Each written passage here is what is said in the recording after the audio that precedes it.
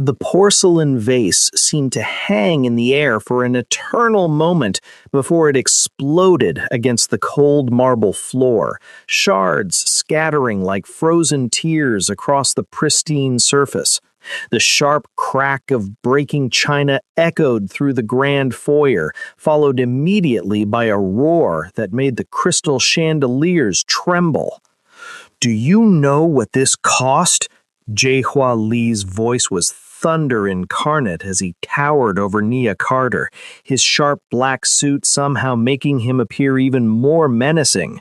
His fingers wrapped around her arm like iron shackles, jerking her backward with such force that she stumbled, nearly losing her footing on the treacherous fragments. "You are worthless!" Nia's tears fell freely now, hot against her cheeks as her body shook. "I'm sorry, sir, please." Her voice broke on the last word, dissolving into sobs that seemed to shrink her even smaller in her plain black uniform. The shadows in the doorway shifted almost imperceptibly. Hai-Jin Lee stood motionless at the threshold, her gray hair gleaming in the harsh light, one hand gripping her cane while the other clutched the doorframe. Though her eyes saw nothing, her head tilted with the precise attention of someone who had learned to paint entire scenes from sound alone. Every cruel syllable, every choked sob, every tremor of fear, she absorbed it all, her expression unreadable as stone. Does money give him the right to treat her like trash? What would you do? Like, comment, and subscribe, because what happens next will shock you. The mansion loomed before Nia like a fortress carved from ice and ambition. Twin iron gates swung open with a groan that seemed to echo her own reluctance, revealing a driveway that stretched endlessly toward towering marble columns. Everything gleamed, the windows, the pristine hedges trimmed into geometric perfection. Even the stones beneath her worn shoes seemed to catch light and throw it back with cruel brilliance. She clutched her small duffel bag tighter, feeling impossibly small as she approached the entrance. The double doors were easily twice her height, dark wood polished to a mirror finish. Before she could knock, they opened to reveal a woman in her 50s, hair pulled back so severely it seemed to stretch her face into a permanent expression of disapproval. "You're late," the woman said, though Nia had arrived exactly on time. "I'm Mrs. Kwan. Follow me." The foyer swallowed them whole. Nia's footsteps echoed against marble floors that stretched in every direction, disappearing into rooms she couldn't see. A chandelier the size of a car hung overhead, its crystals tinkling softly like wind chimes made of diamonds.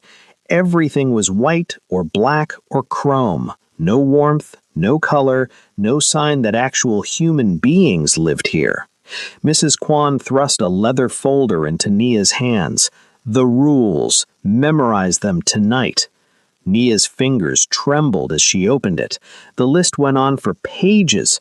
No speaking unless spoken to, no using the front stairs, no touching any artwork, no entering the master wing, no phone calls during work hours, no... "I don't expect you to last," Mrs. Kwan said flatly. "The last 3 girls didn't make it past 2 weeks." A voice cut through the cavernous space, sharp, commanding, speaking rapid Korean into a phone. Nia turned to see him for the first time. Jaehua Lee stood silhouetted against floor-to-ceiling windows, one hand in his pocket, the other gripping his phone like a weapon. Even from a distance, his presence filled the room, pushing out all the air. "I don't care what the board thinks," he snapped into the phone. "Fire them, all of them. Have the new contracts on my desk by morning." He paced like a caged predator, his Italian shoes clicking against marble. His eyes swept past Nia as if she were part of the furniture, less than furniture perhaps, just another object in his collection of expensive, interchangeable things. Mrs. Kwan's voice dropped to a whisper. Rule number 1, which isn't written down, stay out of his way. He doesn't like to remember that staff exist. Nia watched him through the doorway, this man who would control every aspect of her life for the foreseeable future, and felt the golden cage door swing shut behind her. The east wing hallway seemed to stretch into infinity, each identical door a mirror of the last. Nia's knees ached from scrubbing the baseboards, white marble that showed every speck of dust, every fingerprint, as if the house itself was designed to expose imperfection. Her bucket of soapy water had gone cold an hour ago, but she didn't dare stop. Mrs. Kwan had made it clear that adequate wasn't good enough in this house. A soft clatter made her look up. Through an open doorway, she could see into a sitting room bathed in afternoon light. Hye-jin Lee sat at a small table, her gray hair swept back in an elegant knot. Her hands, graceful but trembling slightly, hovered over a tea service, fingers searching for the teapot handle. She found it, gripped it carefully, then began to tilt. The angle was all wrong. Nia watched the teapot tip further, the spout aimed at the table's edge rather than the delicate porcelain cup. Hot liquid would spill everywhere, scald those fragile hands, shatter the cup. Without thinking, Nia dropped her rag and moved. She crossed the threshold silently, her footsteps absorbed by the thick Persian rug. Her hand covered Hye-jin's gently, guiding the teapot over the cup, adjusting the angle until amber liquid poured in a perfect stream. Steam rose between them, carrying the scent of jasmine. Hye-jin went completely still. Then her free hand lifted, fingers finding Nia's wrist, then her hand, tracing the contours as if reading Braille. Her touch was warm, searching, surprisingly strong. For a long moment, neither of them moved. Hye-jin's sightless eyes seemed to look directly through Nia, into some place words couldn't reach. What is going on here? The voice cracked like a whip. Jawa stood in the doorway, his sharp black suit stark against the soft-lit room. His eyes, cold and assessing, moved from his mother to Nia with the same calculating distance. Nia jerked her hand back, nearly knocking over the teacup. Mother, I've told you not to bother the help. He crossed the room in 3 strides, his presence somehow make the space feel smaller, darker. Mrs. Kwan handles your tea service. I didn't ask. Hye-jin began, her voice quiet but firm. You don't need to ask. They see you struggling and feel obligated. He turned to Nia, his gaze cutting through her. Back to work. My mother is not your concern. Nia nodded mutely, backing toward the door. But just before she turned, she caught Hye-jin's expression, lips pressed together, head tilted slightly as if listening to something beyond the words. The older woman's hands had folded in her lap, fingers intertwined, gripping each other with a tension that spoke volumes. As Nia returned to her bucket and rag, she could hear Jae-wha's voice, softer now but no less controlling. You know the rules, Mother. Everyone has their place. Hye-jin's bedroom existed in a different world from the rest of the mansion. Where the other rooms gleamed with cold perfection, this space held whispers of warmth, a hand-embroidered silk screen in the corner, photographs in silver frames arranged on the dresser, a wooden music box whose paint had worn soft with age.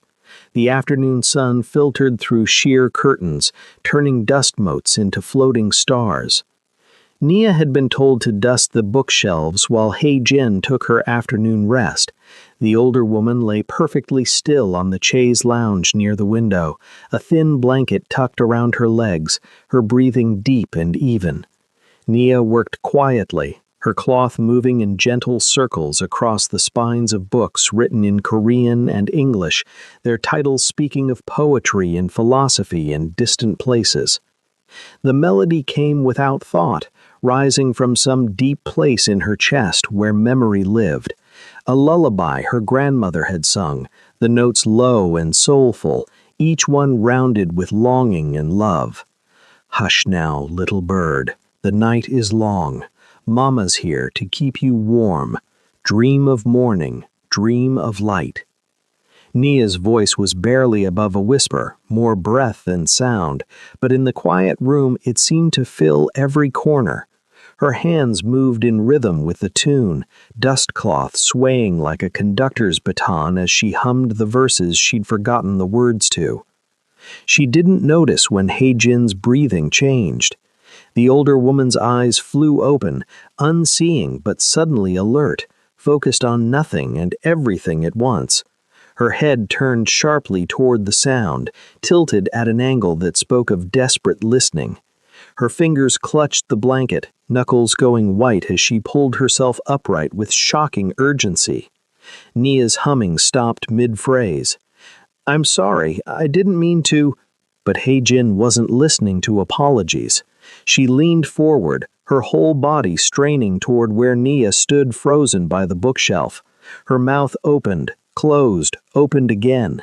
One trembling hand lifted, reaching out to the melody that had vanished. "Sing it again," Heijin whispered, her voice cracking with something that might have been tears or wonder or both. "Please, that song." Nia stood paralyzed, dust cloth hanging forgotten in her hand. There was something in Heijin's expression she couldn't name, recognition mixed with disbelief, hope tangled with fear. The older woman's sightless eyes glistened with unshed tears, her breathing shallow and quick. "Where did you learn that song?" Heijin's question came out barely audible, each word weighted with decades of something Nia couldn't begin to understand. The afternoon sun shifted, casting Heijin's shadow long across the floor, reaching toward Nia like hands grasping for something lost.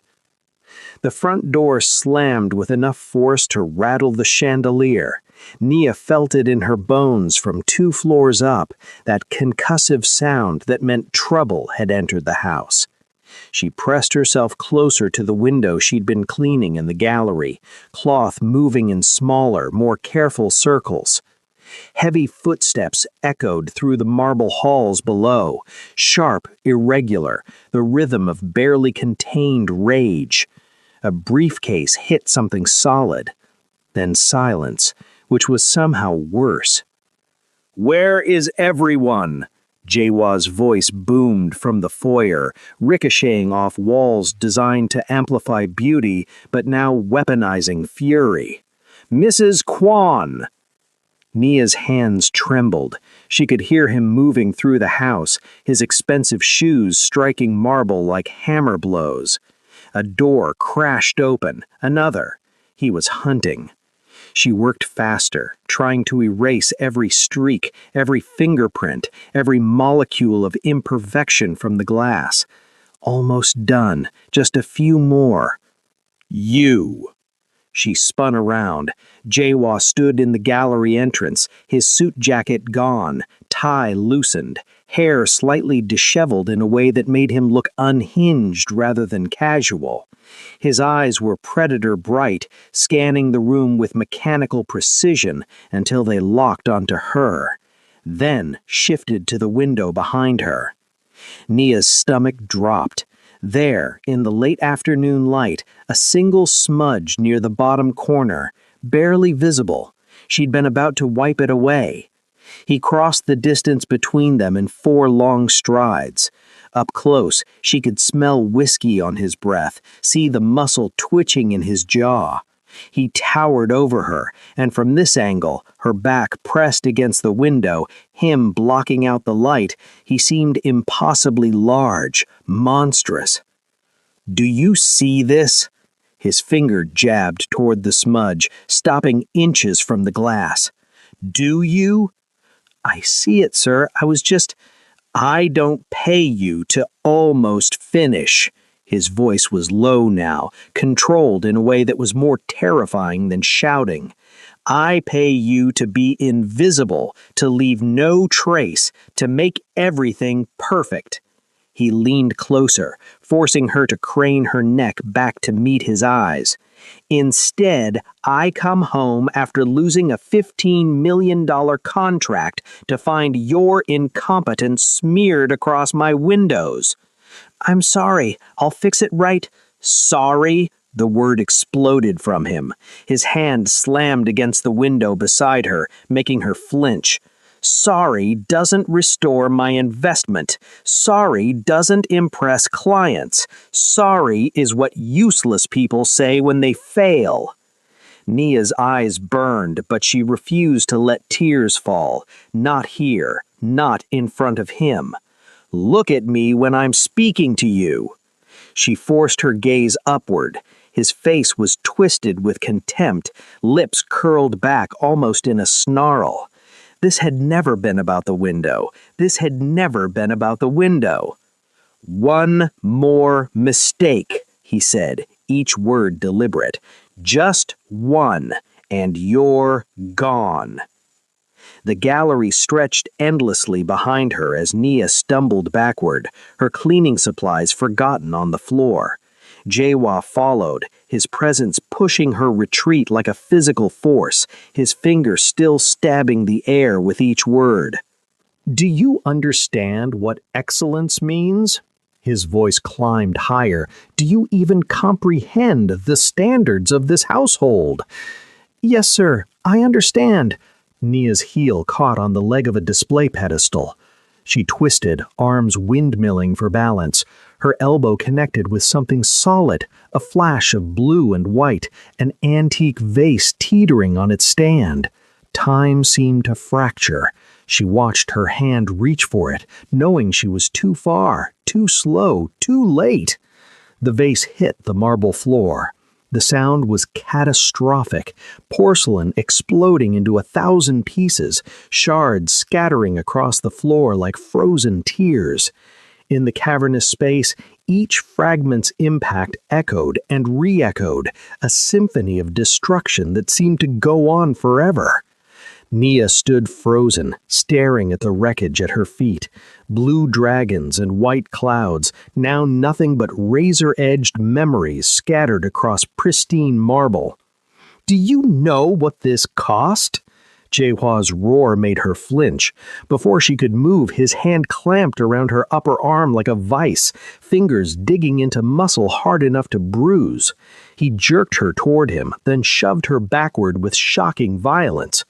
Nia's feet tangled in her own ankles. The world tilted, spun. She hit the floor hard, her hip cracking against marble, her palms shredding on porcelain fragments as she tried to catch herself. Pain exploded up her side, white-hot and breathtaking. "You are worthless!" He loomed over her, backlit by the chandelier, a monster made of shadow and fury. "Absolutely worthless!" "I'm sorry, sir, please." The words tore from her throat between sobs. Blood welled from her palms where the shards had cut deep. Her arm throbbed where his fingers had been. Everything hurt. Her body, her pride, the place inside her chest where hope used to live. She curled into herself on the cold floor, tears streaming down her face, mixing with the dust and broken porcelain. Her shoulders shook with sobs she couldn't control anymore. All the fear, all the exhaustion, all the desperate need for this job that kept her returning day after day to this beautiful, terrible cage. It all came pouring out. Above her, Jaehua's breathing was ragged, his polished shoes just inches from her bleeding hands. Neither of them noticed the shadow in the doorway. Hyujin stood motionless at the threshold, her gray hair gleaming in the harsh light, one hand gripping her cane while the other clutched the doorframe. Her head tilted, listening with the fierce attention of someone painting entire worlds from sound alone. Every cruel word, every choked sob, every tremor of injustice, she heard it all. He just crossed the line. Do you think justice will prevail for Nia? Don't forget to like, comment, and subscribe if you're hooked. Stop! The word cut through the gallery like a blade, sharp and absolute. Hyujin's voice, so quiet until now, so carefully controlled, rang with an authority that made even Jaehua freeze. She moved forward with surprising speed, her cane striking marble in rapid beats that somehow avoided every scattered piece of porcelain. Her free hand swept the air before her, fingers splayed, searching. Her gray hair had come loose from its pins, strands falling across her face as she navigated by sound alone. The ragged breathing, the quiet sobs, the precise location of suffering. "Mother, go back to your room. This doesn't concern—" I said, "Stop." Hai-Jin didn't raise her voice this time. She didn't need to. Something in her tone carried the weight of decades, of choices made and unmade, of authority that had nothing to do with sight. Step away from her. Now. Jaewa's jaw tightened, but he moved back. Just one step, but enough. Hai-Jin dropped to her knees beside Nia with a grace that belied her age and blindness. Her cane clattered to the floor, forgotten. Both hands reached out, hovering over the sobbing girl like a benediction, searching for permission to touch. "It's all right," Hai-Jin whispered. "I'm here. You're safe." Nia's breath hitched, her whole body trembling. "Please, don't—" The words dissolved into a sob. Hai-Jin's fingers found Nia's face with infinite gentleness. They traced her cheekbones, her jaw, the tears that streamed hot and endless down her skin. The older woman's expression shifted with each discovery. The wetness, the trembling, the shape of fear made manifest. Her thumbs brushed across Nia's cheeks, collecting tears, learning the geography of pain. Then her hands stilled. Hai-Jin's breath caught audibly. Her fingers moved again, more deliberately now, tracing the curve of Nia's nose, the line of her brow, the slope of her chin, reading features like braille, like scripture, like something remembered from a dream that refused to fade even after waking. "Your voice," Hai-Jin breathed, her own hands beginning to shake. "The lullaby. Your face." Her fingers continued their exploration, gentle but urgent, disbelieving. "How old are you, child?" 23, Nia managed through her tears. The color drained from Hai-Jin's face. Her hands cupped Nia's cheeks fully now, thumbs still tracing, still searching for confirmation of something impossible. Her sightless eyes glistened, brimming with tears that had nothing to do with the violence she'd interrupted. "Mother, what are you—" Jaewa's voice held a note of uncertainty now. But Hai-Jin wasn't listening. Her whole world had narrowed to the face beneath her hands, to the voice that sang forgotten lullabies, to the impossible arithmetic of years and loss and providence. "Tell me your full name," she whispered. "Please, tell me your full name." "Nia Carter," she whispered, confusion mixing with pain. "My name is Nia Carter." Hai-Jin's hands trembled violently against Nia's face. A sound escaped her throat, half laugh, half sob, as tears spilled freely down her own cheeks now. "It's you," she breathed. "The girl from the subway." The words hung in the air like suspended notes from a forgotten song. "What are you talking about?" Jaewa's voice had lost its sharp edge, uncertainty creeping in. But Hai-Jin was somewhere else entirely, lost in memory that had lived behind her sightless eyes for 7 years. The subway platform had been chaos incarnate, rush hour crowds surging past like a river around a stone. Jin had collapsed against the cold tile wall, her newly blind eyes seeing nothing but gray shadows, her body racked with fever that made the world spin even in darkness. She'd been diagnosed only months before. The treatment had failed. Jae-hwa was still struggling, still climbing, too busy building his empire to notice her mother was dying alone. People rushed past. She could hear them, thousands of footsteps, conversations, laughter. But no one stopped. Why would they? She was just another problem in a city full of problems. Then, soft footsteps, stopping. "Ma'am, are you okay?" A young voice, a girl, maybe 16 or 17. Jin felt gentle hands on her shoulders, steadying her. "I'm going to get you some water. Don't move, okay?" The girl returned quickly. Cool plastic pressed against Jin's lips. Water, blessed and cold, trickling down her parched throat. Then a soft cloth, someone's scarf maybe, dabbing at her fevered face with infinite tenderness. "It's all right," the girl whispered. "You're going to be okay. I've got you." And then she hummed, that melody, low and soulful, ancient and comforting, the same lullaby that had filled the bedroom weeks ago.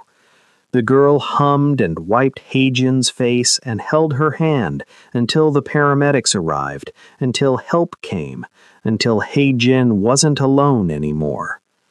Jin had tried to thank her, to ask her name, but the fever had pulled her under. When she woke in the hospital, the girl was gone, vanished like an angel who'd completed her mission. "You stayed with me," Jin said now, her voice breaking. "You missed your train. You gave me your scarf. You sang to me until I wasn't afraid anymore." Nia's eyes widened with recognition.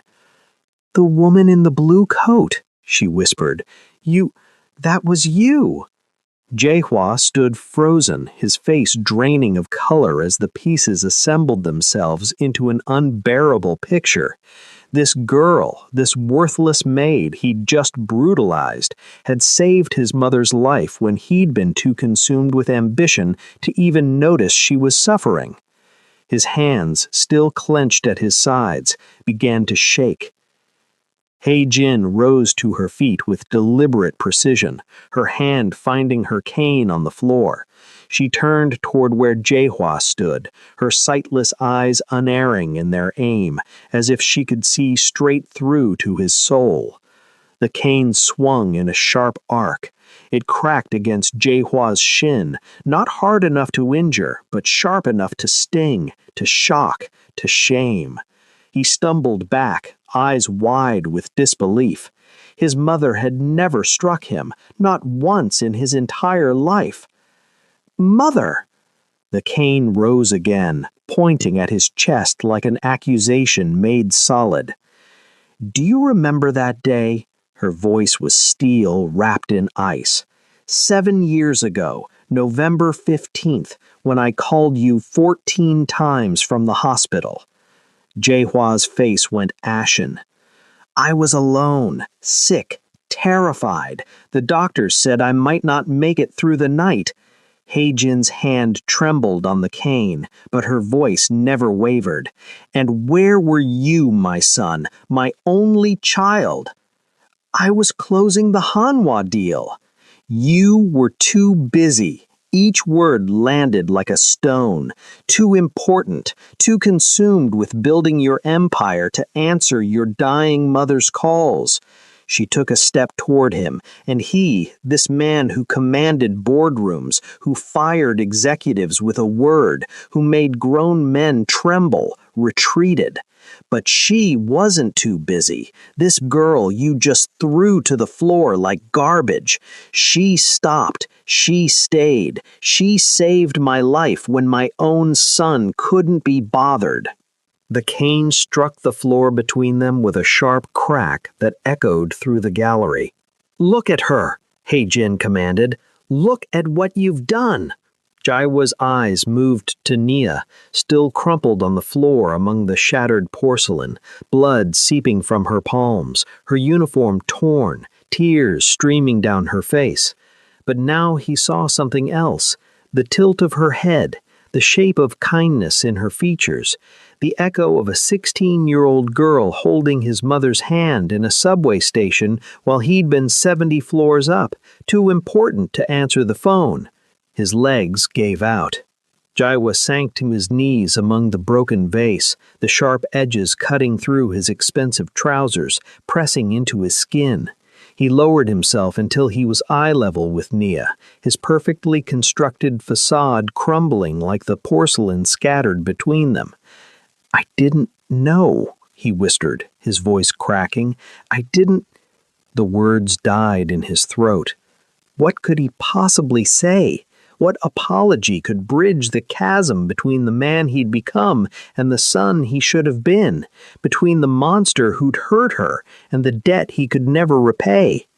His hands hung useless at his sides, no longer weapons but instruments of shame. "I'm sorry," he finally managed, the words inadequate and true. "God help me, I'm so sorry." Sunlight poured through the dining room windows, painting everything gold.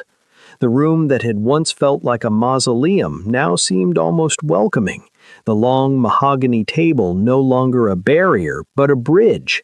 Fresh flowers, pale pink peonies, sat in a simple vase at its center, their fragrance sweetening the air. Nia sat in one of the high-backed chairs, wearing a soft lavender dress that Jin had insisted on buying for her. No more black uniform, no more invisible servitude. Her hands, bandaged but healing, rested on the table as she listened to Jin tell stories about her childhood in Busan, about the sea and the markets, and a world that existed before marble floors and crystal chandeliers. The door opened quietly. Jaiwa entered carrying a tea service, the same delicate porcelain his mother favored, jasmine steam curling from the pot's spout. He'd traded his sharp suit for a simple sweater and slacks. His movements were careful, almost hesitant, as if he were learning a new language with his body. He approached the table and began to pour. First Jin's cup, the angle perfect, the stream steady. Then Nia's. His hands didn't shake, but there was a concentration in his movements that spoke of practice, of choosing to do this right. "Thank you," Nia said softly. Jaiwa met her eyes briefly. "It's the least I can do." His voice carried none of its former command, just quiet sincerity and the weight of awareness. He bowed, a genuine gesture of respect, before turning to leave. "Jaiwa," Jin called out. He paused at the doorway. "We'll need more tea in about an hour." "Of course, Mother." A ghost of a smile touched his lips, sad but real. "I'll bring fresh cookies as well." The door closed softly behind him. Jin reached across the table, her fingers finding Nia's hand with the ease of growing familiarity. "He's learning," she said, slowly, but he's learning. Nia squeezed back gently, mindful of her healing palms. "We all are, I think." Through the window, spring blossoms danced on branches that had been bare just weeks ago. The mansion felt different now. Not warm, perhaps, not yet, but warmer, like a house remembering how to become a home. Jin lifted her teacup, and Nia did the same. The delicate clink of porcelain on porcelain rang like a bell, like a promise, like the beginning of something neither of them had dared to hope for. Outside, birds sang. Inside, two women who'd found each other across the chaos of years and subway platforms and impossible chance sat together in comfortable silence, drinking tea in the sunlight. Kindness always circles back in the end. Have you ever helped a stranger who remembered you? Thanks for watching. Like, comment your thoughts, and subscribe for more gripping tales.